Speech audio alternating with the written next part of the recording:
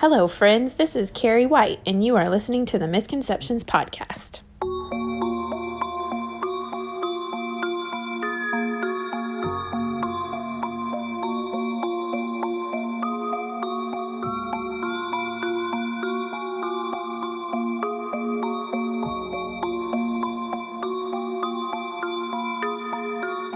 Feels like everything is coming together and everything is falling apart all at the same time. There's so many answers that just lead to more and more questions and nothing seems to connect. And poor Esther. I know that her mind is just reeling right now. It's so unfair when our heroes are not who we think they are. I don't know how to help her.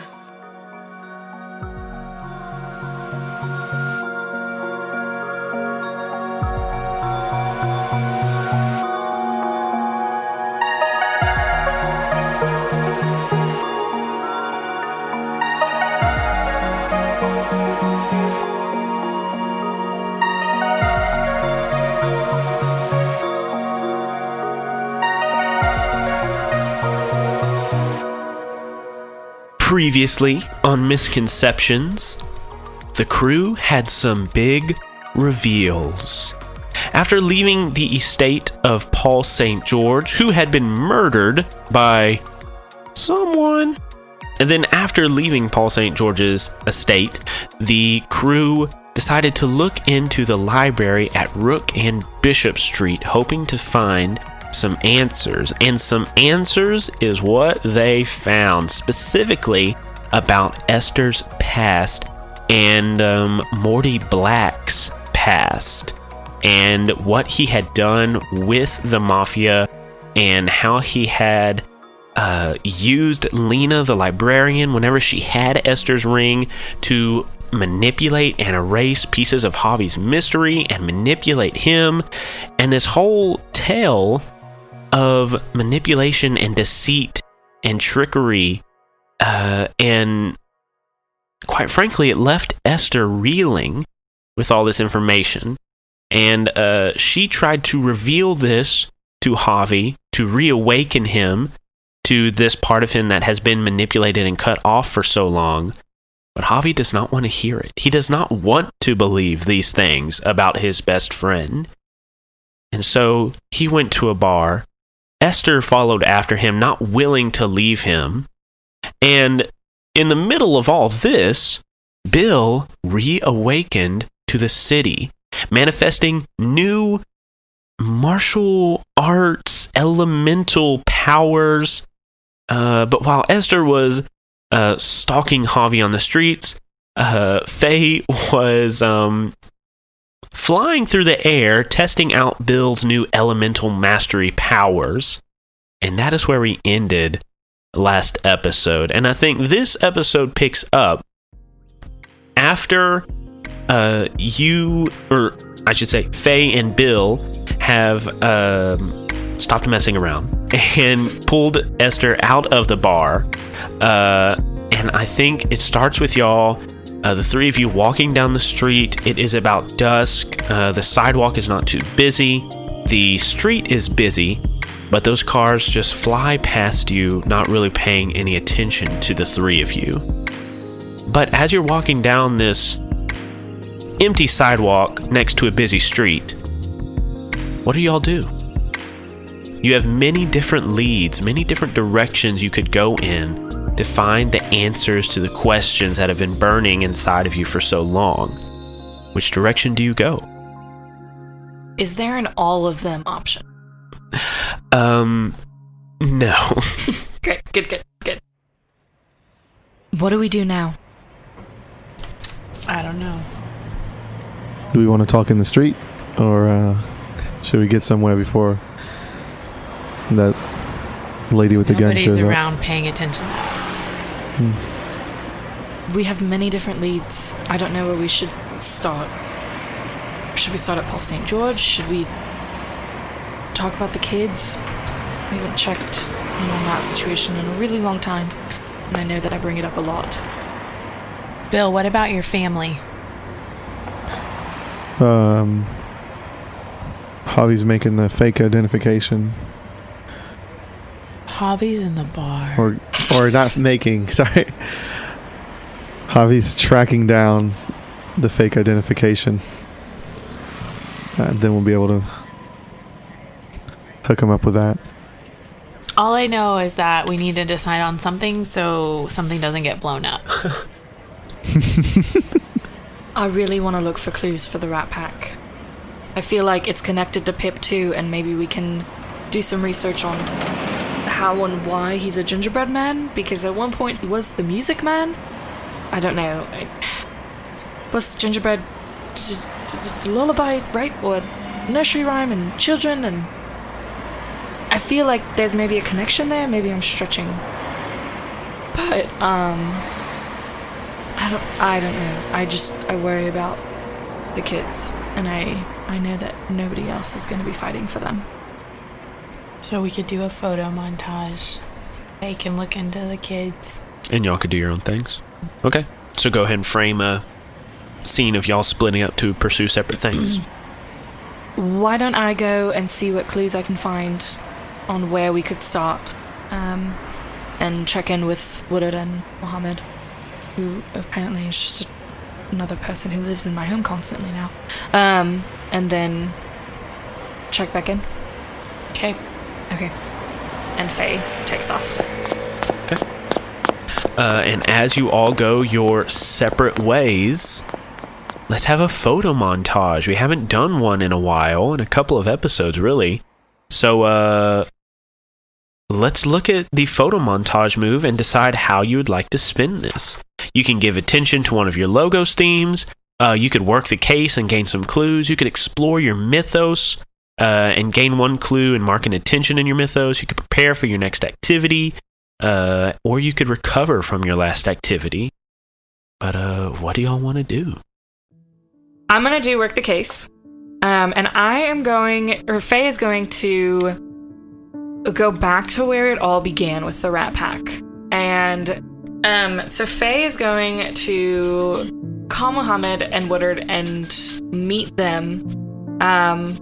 Woodard comes along because of course, but mainly it's Faye and Mohammed kind of working this case. I like how you preface this by saying, I want to do something so that Faye can, you know, to the listeners still look like they're married, but then immediately when you start talking about your husband and his best friend, you're like, really, I'm just here for the best friend. My husband's along for the ride. It can be interpreted in so many ways. But Mohammed was there on the first finding. So yes. Okay. I want to go back to the place in the park where Faye first stumbled across the camp that they had set up. Okay. And I just kind of want to go there and like restart, and either whether it's that there is a clue there or that me and Mohammed and Woodard sit around and kind of discuss and we gain some clues by going back to that space and remembering how it started and all of that. Okay. Yeah, so you, Mohammed, and Woodard return to the city park, to that densely forested area in the middle of the city. And Faye, I think as you are entering into this place, yes, you haven't been here since the thing with the Ratpack all started, but you also haven't been here since Lisa. And I think just the proximity to this park, which is a portal to a much deeper realm of mystical creatures and woodland creatures and beings. I think Faye has some mixed emotions about returning to this place, but you return to the original camp where Scott and Cmin and these kids were, whenever you first encountered kids that wanted to be in the Ratpack. And some eventually were part of the Ratpack. But you return to the spot, you see the little sticks that were steepled together, much like Eeyore's hut from Winnie the Pooh. You see trash littered all over, and the weeds and grass have grown up in this area over the months and weeks that it's been since you've been here or since anybody has been here.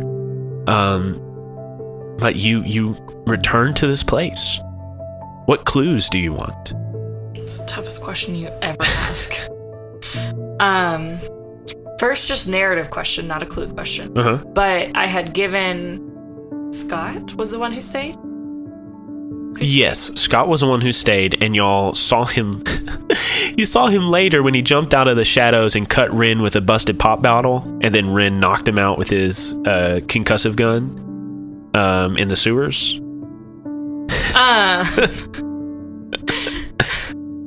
Yes, that was the last time you saw Scott. Yes. I had given Scott my number. Right? Is that piece of paper that he like crumpled up and threw away? Is it still there? Like, are there any evidence of like their chip wrappers, that, or is all that flown away? No, there's definitely still trash and litter in this area. There are Big Belly burger wrappers. There are old soda cans. So there's and just no wind. Well, this, once again, densely forested area. Yeah. Okay. So what 3 clues do you have? I don't know. I will remind you, last time you did this investigating the Ratpack thing, you like triangulated some areas and found out that there was a Big Belly burger that was close to where Wonderland was. Okay. I don't know if you remember that, or I don't know what the significance of that really was going to be. But you were trying to find like places they could have been. Mm-hmm. And Big Belly Burger, there was a Big Belly Burger. Big Belly Burger is basically just like the McDonald's of the city. It's everywhere in every street corner. But there was one close to where the underground Wonderland was. Okay. Okay, so I guess first question / clue, in relation to that, in all of the litter and the trash, that was left. So I'm going to look on the wrappers and everything and see if there was anything, you know, of course they obviously went to Belly Burger frequently. Is there a code? Is there a message about that specific one that was near the Wonderland? And what would lead them to that Belly Burger? Okay. So like something that would have led these kids to that Big Belly Burger by the Wonderland. Interesting. Okay, so you, Mohammed, and Woodard get there. You start rifling through the trash. You said you were looking for that number. You do find it still crumpled up in the little Eeyore hut. But while you're looking for that, you see... I mean, it's not unusual to find like Big Belly Burger trash everywhere, but you start looking at the receipts, and a lot of the receipts are from that specific location. Sorry, I get a little confused about the montage. So could like we go to Belly Burger, or would that be something that I would like tuck away? No, you describe what you do, and like Okay. I'll answer questions that you have. You have 2 more questions to ask me. Okay. A photo montage is just free flowing. It happens over an undetermined amount of time. Okay. So you just take control of the narrative and take us where you want to go. Well, I know we've, you know, thought about this Big Belly Burger before. I think we need to go there. Let's grab these receipts and bring them with us. I want to see if we order what they ordered, if something happens. And she's like rifling through the receipts as they're talking. Yeah, sure, we can do that. Just any of these receipts, Faye? All of the Big Belly Burger ones. Oh, yeah, that's what she said. Mohammed starts picking it up. Woodard is also there helping. Darling, what do you hope to accomplish with these receipts exactly? I truly have no idea. They've got to be somewhere. They didn't just disappear. I know some of them, the ones that were taken from the apartment, went back to their homes. But the Ratpack didn't end. They wouldn't just disband them. There would be children everywhere. So somewhere, there was still the Ratpack.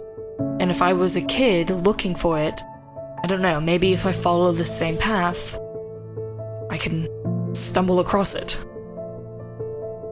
Well, we're here to help you, Faye. Thanks. And she, like, smirks and nudges him. And then we cut from that scene to...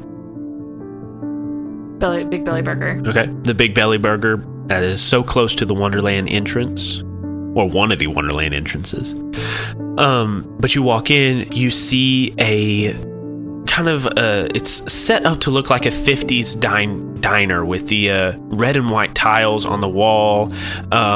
There's, the shakes. There's like a little bar that you can sidle up to on the stools, and there's booths. It's very 50s diner.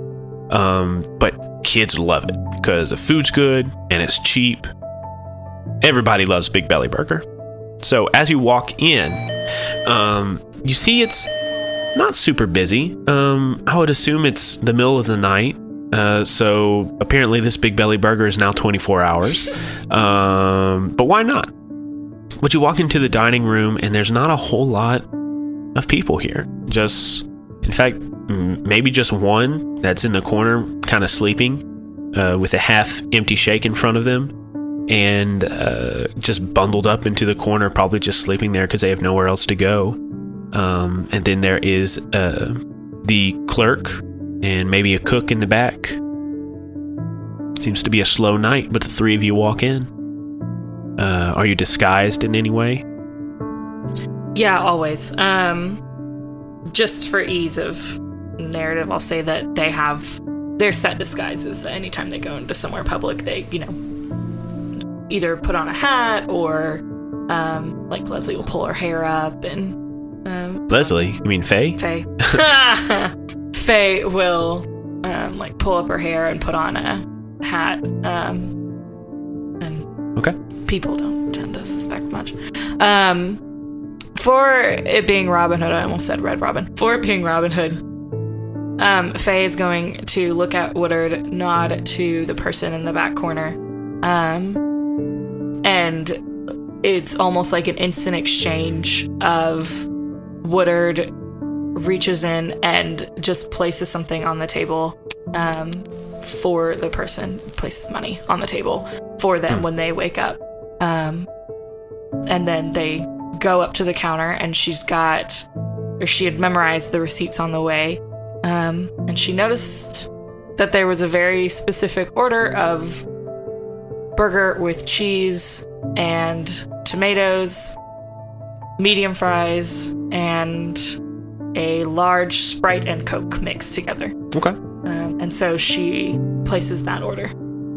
Okay. Places that order. I haven't had this order in a while. And he hands an order through, and Cook nods and starts to get to work. And while your clerk is making the shake mixed in with the Coke, what do?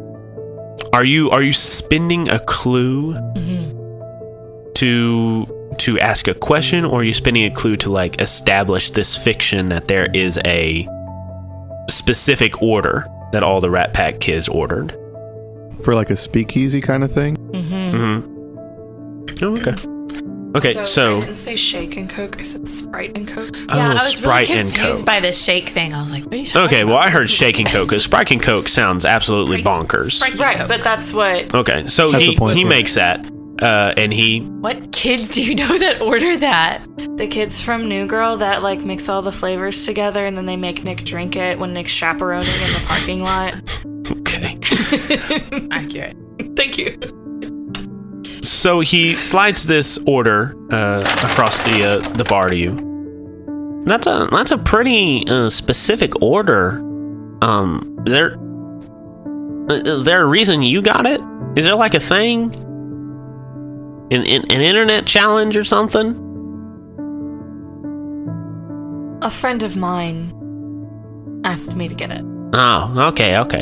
Because I tell you what, I had kids coming in all hours of the night asking for that. Just the same thing. Sprite and Coke? Blah. Who drinks that? That's crazy. I know, crazy kids. Where did these kids go once they got the... I don't know, they just kind of hung out here. I didn't ask them any questions, but they came here almost every night. And then, about 3 months ago, it just stopped. Sure. Obviously, if kids were in here every night, like maybe your manager or something saw, did any... I am the person come in- manager.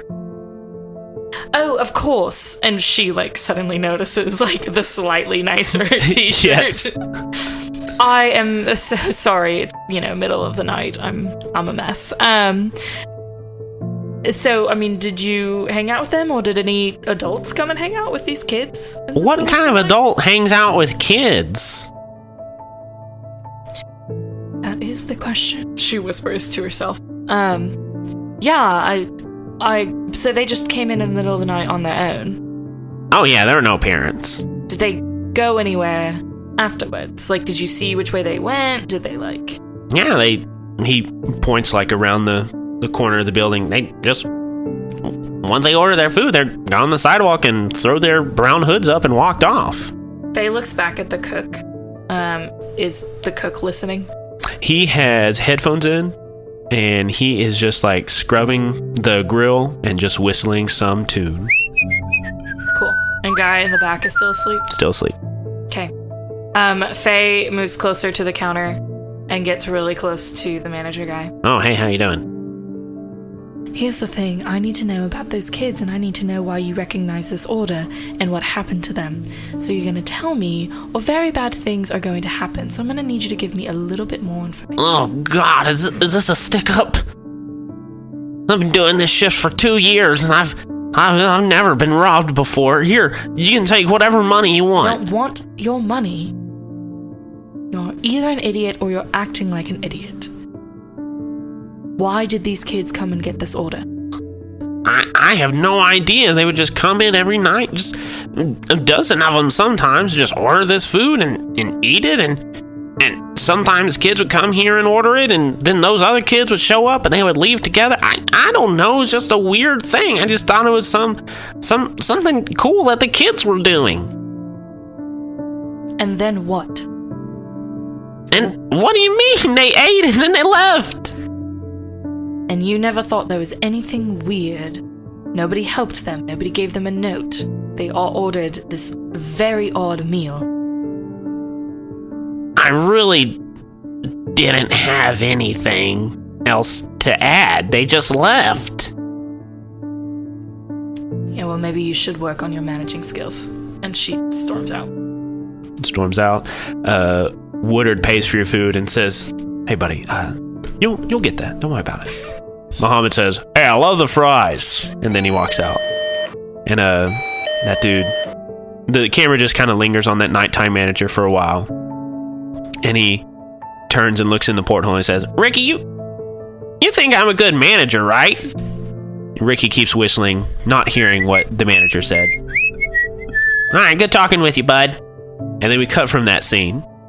Where are you going? Last clue. Would I know where any of the 3 boys that got sent back home, would I know where any of them lived? Johnny was one that we rescued multiple Johnny times. was one that you rescued. You never went to X-Man's house. God, what are the name of these kids that you were housing for weeks? You had X-Man, you had Johnny, and you had Luke? Johnny was one that y'all went and visited, right? Because y'all met Johnny's mother. Part of the original. He was the one that we got from the party. That's right, because he was one that remembered. Mm-hmm. And then y'all went to his house to see what he remembered. His nose started bleeding and y'all left. He remembered Alex. Okay, he remembered Alex. And then, yeah, because they said, like, he could feel like they all said Alex because they were all going after Alex. And then that night, Johnny was kidnapped and brought to that place, and you ran in there and got him and then ran out while Ren, like, did a huge noise thing to distract everybody. Right. Okay, so yes, you do know where Johnny lives. That apartment again? It is that apartment. Okay. Is there an outdoor window? Of course there is. To Johnny's room specifically? Yeah, of course there is. It's right on the fire escape. Okay, so Johnny would know Woodard and Mohammed because they helped babysit many times against their sure will. They did. These dudes are superheroes that are doing their own superhero things, but Faye convinces them to babysit quite often. Yes. Yeah. Faye has great powers. So Faye goes up, peeks into the window. Is Johnny in there alone? Yep. Okay. She, like, taps on the window. He does not stir at first. I think you tap a few more times.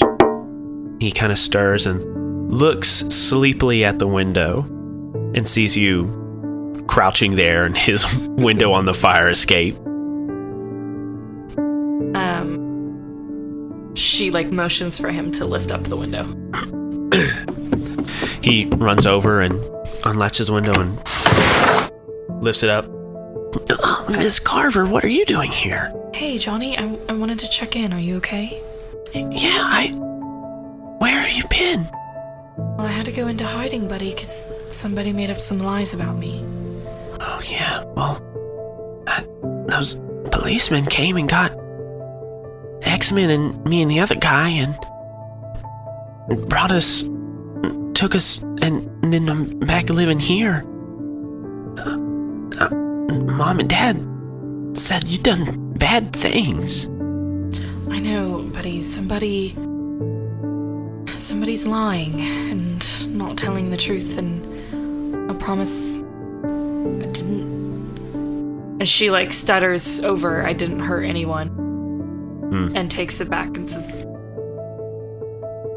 trying to fight a good fight. I'm on your side. I know, Miss Woodard. You did good. I'm not Miss Woodard. Oh, Miss Woodard. Woodard is your husband. What is your name? Faye Carver. I know, Miss Carver. You're a good person. You and Miss Black. Thanks, buddy. No, he's lying. I'm gonna have to keep this visit short because I don't want to get caught. But have you heard anything more about the Ratpack? Has anybody reached out to you? No, I haven't heard anything. I haven't even seen Cmin since I've been here. Sure. Have you talked to any of the other guys? No. You haven't heard any music or anything recently? Mm-mm. Does his nose bleed at all? No. Hey, bud, why did you ever go to Big Belly Burger over by Wonderland? Oh, yeah. We would go there all the time. It was kind of like a little meetup place for us to, get some food before we went out and did whatever the music man wanted us to do. And sometimes other kids would show up there and we'd take them with us back to Wonderland. Is there any reason that y'all ordered the Sprite and Coke together? It tastes good. Yes, I know, buddy. It's very good. You hear Mohammed muttering to Woodard up above. I don't think it tastes like it. Mohammed, shh. Did anybody tell you had to order it that way? The music man. Sure. Is that how he would come and get y'all from? That's how the other kids would come and get us. The other kids. Well, those of us.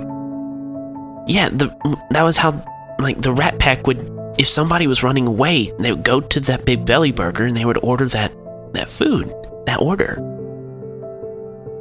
And somebody would come pick them up. Yeah. But usually it was because we were already there, and when somebody ordered that, we knew. I mean, it was really kind of superfluous anyway, because I'm using big words if I can say superfluous. I was I don't think you would say that. I'm very well educated. But it was kind of silly to do that anyways, because, usually we were already there, and when a kid walked in, we pretty much knew why they were there. Okay, sure. Is there anywhere else y'all would ever hang out besides that Big Belly Burger or the sewer Wonderland area? Wonderland had everything we needed. Snacks, gyms, places to just hang out and have fun. The only reason we went to Big Belly Burger is so we could get a real meal and hopefully recruit some new kids. Sure. Did you ever hear any mention of any other headquarters or hangout or anything else? No. Okay, bud. Well, thanks. Thanks for talking. I miss you. I miss you too, Miss Carver. My dad and mom are being better now. Good. You're okay? They're not hurting you? No. Okay. If that ever changes, I'll find you. Alright. I trust you. And she, taps his hand that's leaning on the windowsill. Okay. I'll check in again, bud. And then she turns to Woodard and Mohammed. Also, Woodard and Mohammed, say hi. Oh, hey, guys. Oh, hey.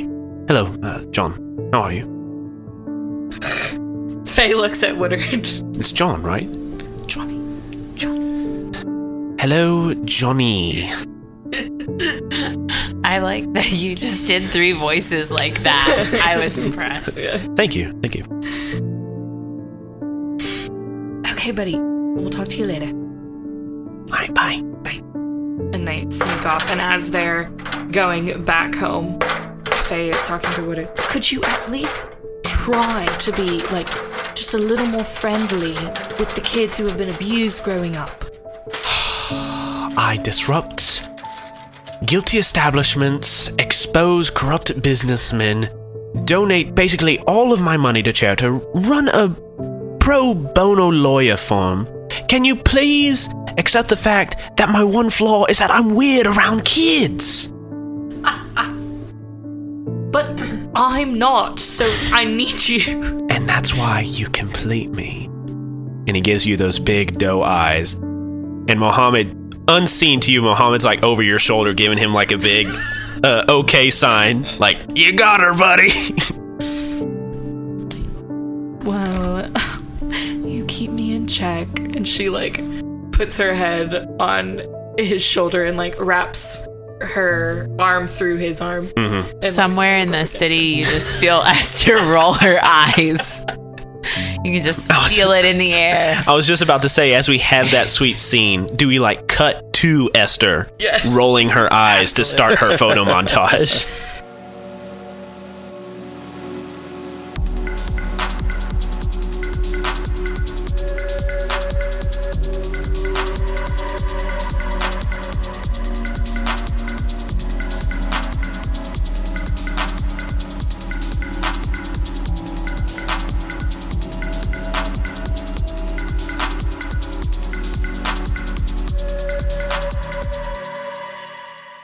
Hello, friends, and welcome to the mid-roll section of episode 78 of Misconceptions. I'm your host, David White. And welcome to the new year. We all talk like this in 2021, right? Or is it just me? Anyways, welcome to 2021.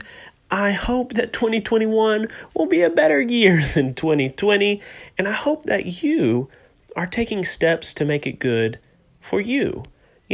Whatever you want to call them, goals, resolutions, things you want to do this year. I hope that you have some picked out for you that will make you a better person and make your year better than it was last year. And you know what? If you mess up, if you do something that doesn't line up with your goals or what you expected this year to be like, don't worry about it, because you have a whole year to make this year a good one. And I hope that you do make this year a good one. And I hope that, I don't want to presume too much of our show, but I hope that Misconceptions does our part in making your year better this year. And speaking of misconceptions, we have some changes going into 2021. Namely, we are not going to be releasing every other week like we were before. Instead, we are going to release on the first and third Mondays of each month. Now, the reason we're making this change is because with our old release schedule, sometimes an episode of Misconceptions would need to go up on the same day as an episode of Sins of the Father, and that was kind of hectic for me. It was kind of hectic making sure we had all our social media posts ready to go. We had our preview clips ready. We had episode titles and synopsis, and everything was ready to go, and it was just a lot.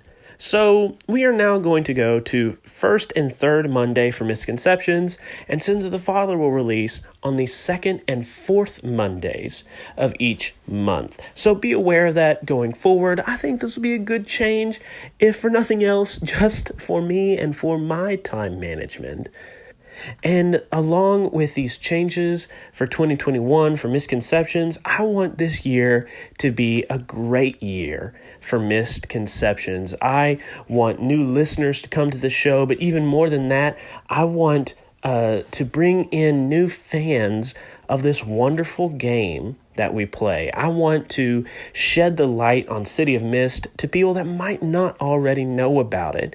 And the best way for you to do that without spending any money is to share us on your social media. Facebook, Twitter, Instagram.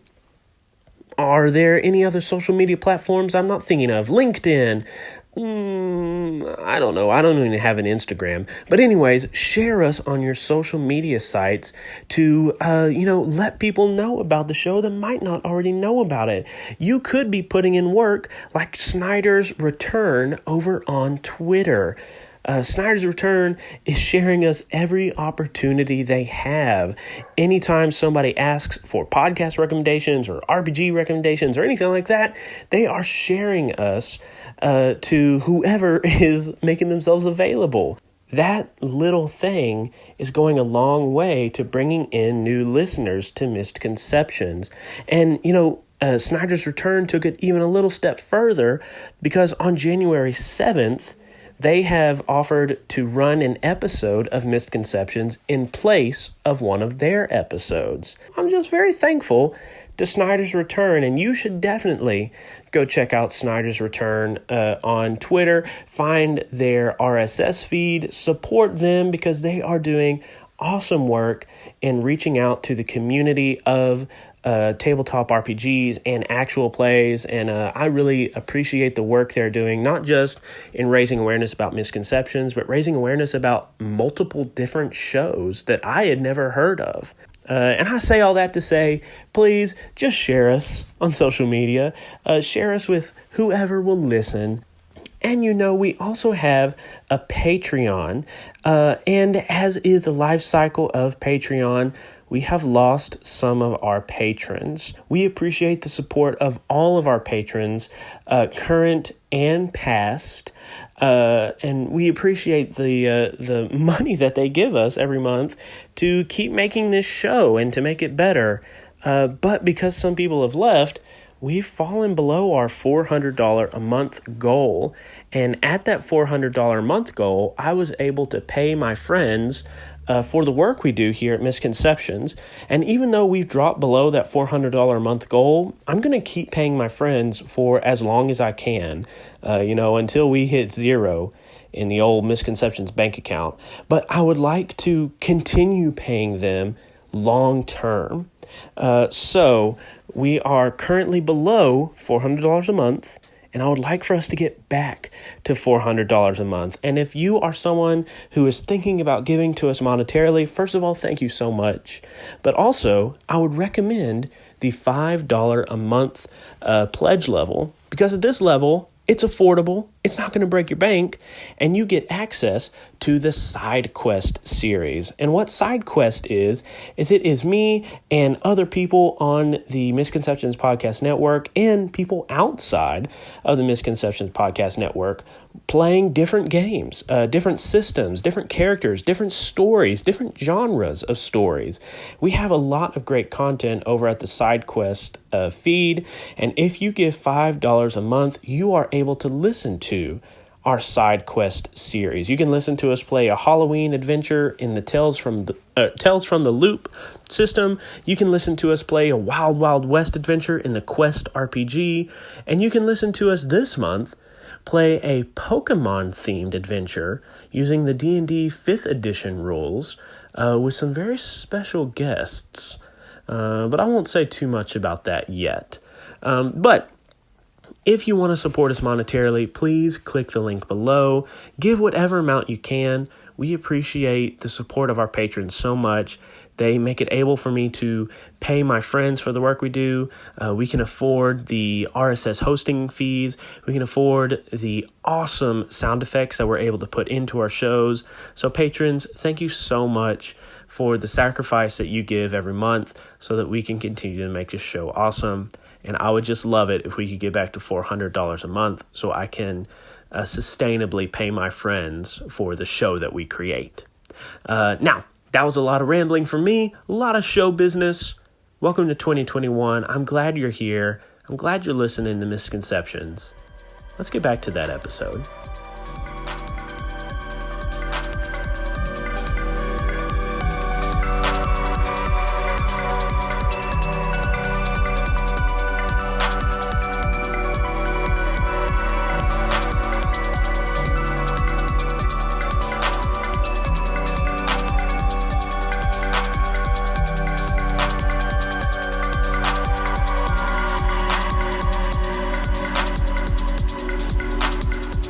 Esther's having an existential crisis. Yeah, she is. So, where do we find Esther? Where's that on the photo montage? Existential crisis.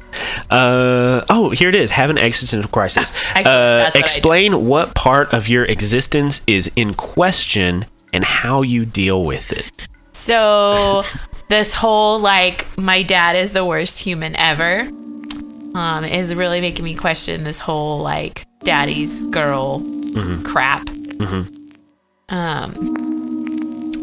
So she considers going back to the library, but that's not really what she's looking for because she feels like Lena is just as bad. So she's trying to figure out what her home base is now. Her life home base, I get yeah, because you don't have your apartment, you don't have the bar. Which one of those options do you want to do? I want to have an existential crisis. I know. I don't know. I was thinking either work the case or explore my mythos. I just don't know. Would you recover from your last activity? Or prepare from your last activity? There's no recovering for Esther. Okay. She doesn't ever recover from her wounds. That's overrated. So no. I guess I'm maybe trying to work the case, but I'm just trying to figure out exactly what the case is that Esther's working at this point. I know it's annoying and I'm just all over the place, but Well, what would you be looking into? What mystery, what question do you want answers to? I guess just ultimately, what is this future of the city that we're trying to avoid? What is it that I'm supposed to be fighting against? Because there's this whole thing about the future of the city and there was the whole thing with Rin and then my father's talking about this future of the city and I'm what is this future that's so much worse than what we're already in? Interesting. Okay. No, that is an important question because the future has popped up quite a bit. And so I want an idea of what that is so I know that I know what I'm fighting against. Because at this point, I don't know what I'm fighting. Okay. Let's see. What are we going to do? So, where do I go for that? We don't have... That's a lot. We do have the supercomputer. You cannot access it. Last session, you tried to push in the buttons on the soda machine to get down there, and it did not respond. Okay.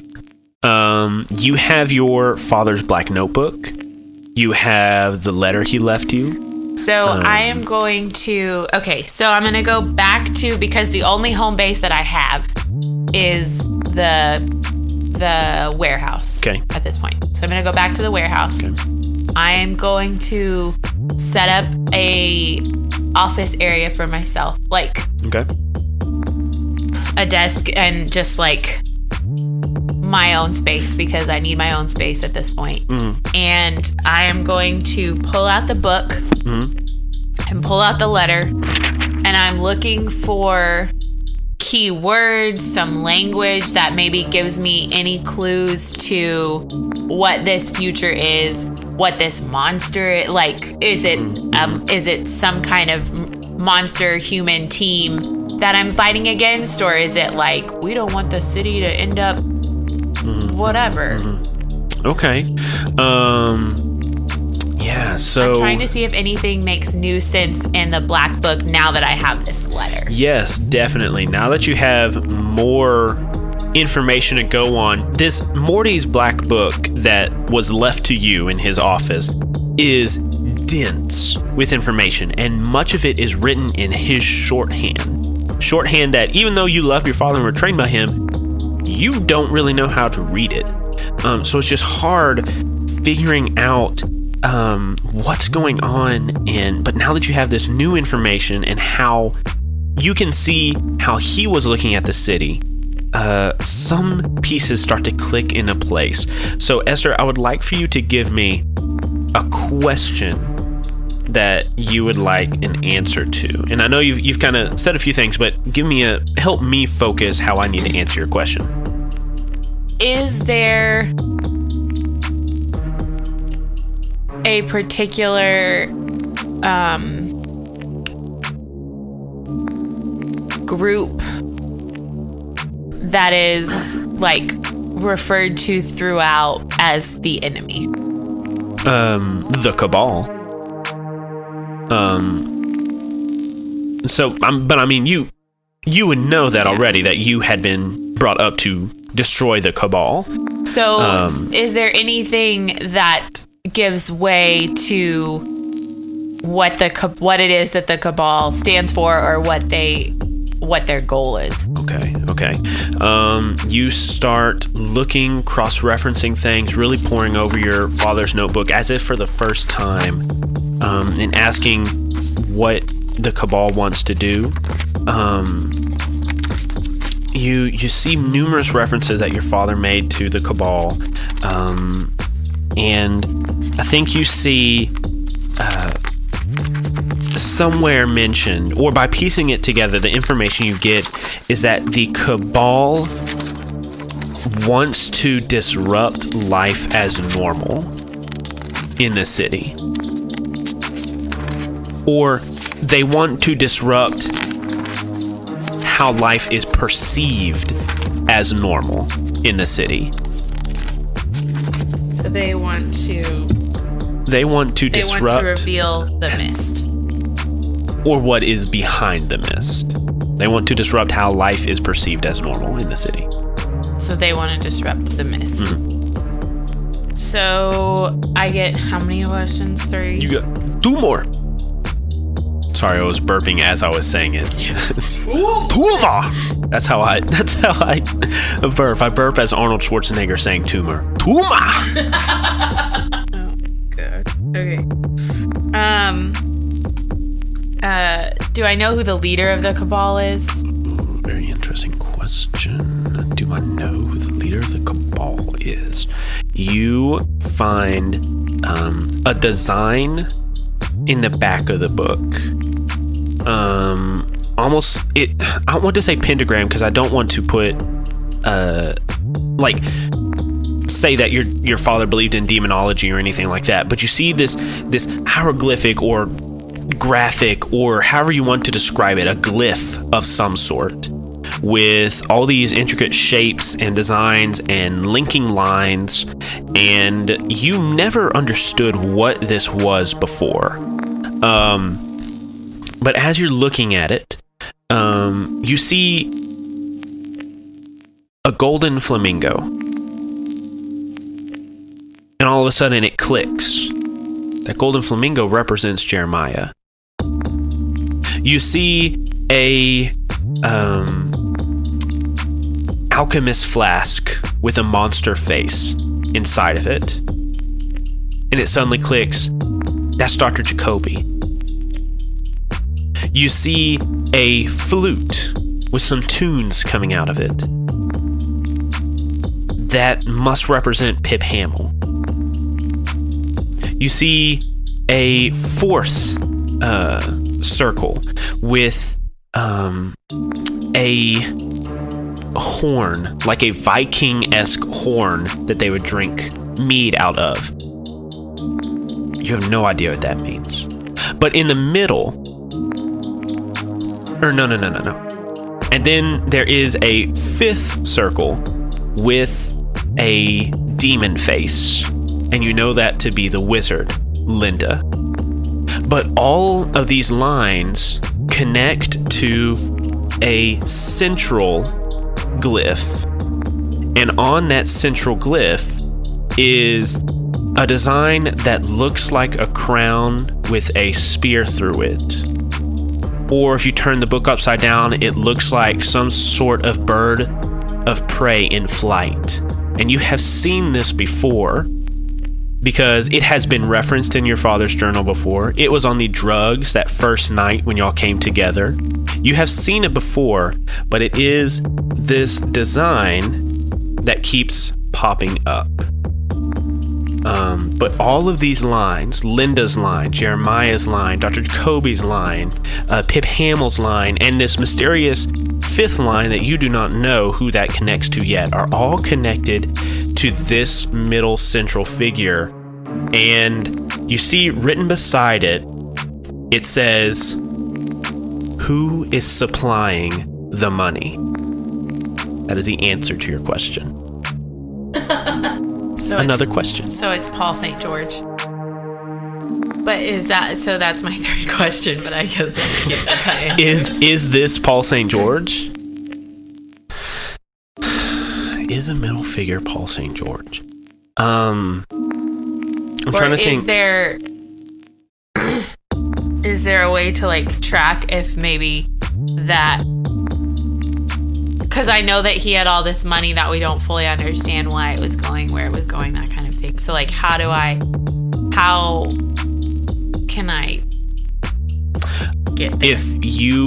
If you have the receipts and things that Bill and Ren took from Paul St. George's office, which I assume are here in the warehouse. Sure. Y'all did come back here, so Bill could have very easily left them here. So you start spilling over these receipts, going over it all night. We see you looking up things on your phone, addresses, businesses, looking for any sort of connection. None of these businesses that are listed on these receipts are connected to Jeremiah or to Linda or to Pip or to whoever that other person is, or to Piotr Jacoby. And the Viking horn is the one that they all connect to. No. This symbol I put on the table right here is the symbol they all connect to. Which is the bird of prey. But the Viking horn is another one that I don't know. Yes. So the prey and flight isn't the fifth chair, it's the sixth thing. It's a sixth person. That we didn't know existed. That you did not know existed. Esther got confused. That's fine. It was a lot. But to go back to your question, is it Paul St. George? You're looking over the receipts and the payments and who they were going to. None of those businesses have any connections to the cabal. No, Paul St. George is not the bird in flight, crown, spiky fleur-de-lis, whatever you want to call it. That's my three questions. That is your three questions. And as you're looking over the receipts and shuffling them and going over them, so when I get to the end and I realize that it's not Paul St. George, I slam the receipts down on the desk. Will there never be answers? and we transition from Esther to Bill. Bill was in the corner of the warehouse chilling, and he's like, all right, well, that's my cue to leave. I'm just kidding. No, I think so. I guess as we broke apart probably outside of the bar walking, right? Mm-hmm. Well, Bill kind of just like stops and they keep going, and he walks back to the bar to go find Javi. Okay. I'll be focusing on family man, making sure they're like taken care of and protected. Okay, so you want to give attention to one of your Logos themes? Yes. Okay.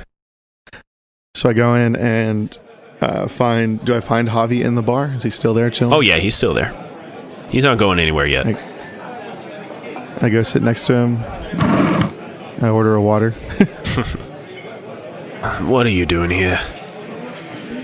Hey, Javi. Need to take care of the family, you know? So was wondering if you had the identification stuff for me yet. Yeah, I got a guy who's working on it right now. He'll should be ready for you in the morning. All right. Where do I find him? Or is he going to bring it? How does that work?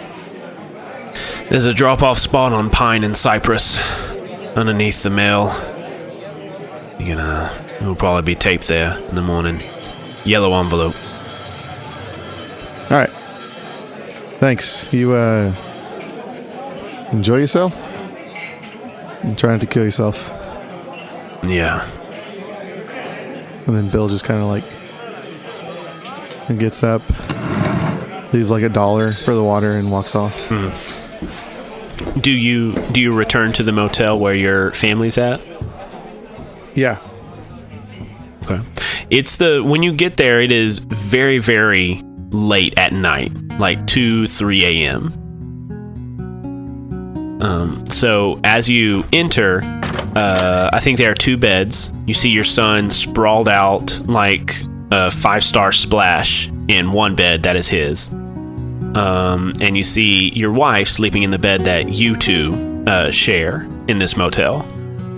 So I just go lay down and set an alarm for like 6:30 or so. Yeah. And as you set your alarm, I think you feel and you like roll over onto your back, you feel a hand on your chest. And your wife says, "Where have you been?" Trying to take care of some stuff so we can be together and not have to worry about the city crumbling around us. We'll talk in the morning. I was worried when you didn't come back.